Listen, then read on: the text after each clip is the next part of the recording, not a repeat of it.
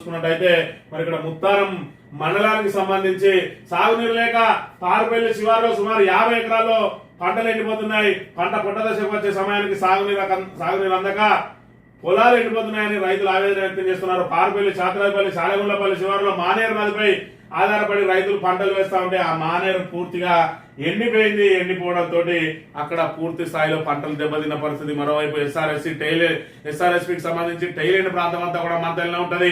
మరి ఇక్కడ గుండారం రిజర్వాయర్ నుంచి మరి ఇక్కడ నీటిని వదిలిన పక్షంలో ఈ పంటలు కూడా ఎండిపోయే పరిస్థితి ఉంది. గత సంవత్సరం కూడా రబీలో పంటలన్నీ ఎండిపోయిన పరిస్థితి.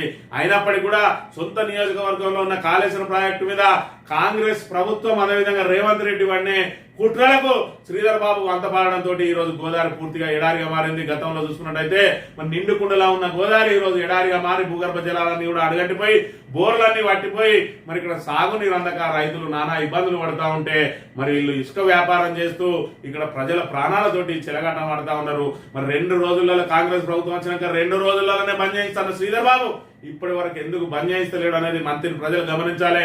గతంలో ఏ విధంగా అయితే మరి అబద్ధాలతోటి అసత్య ప్రచారాలతోటి అప్పటి నాయకుల మీద ఏ విధంగా అభాండాలు వేసిరు అనేది ఇప్పటి ద్వారా వీళ్ళ చర్యల ద్వారా తేటతెల్లమైతా ఉన్నాయి.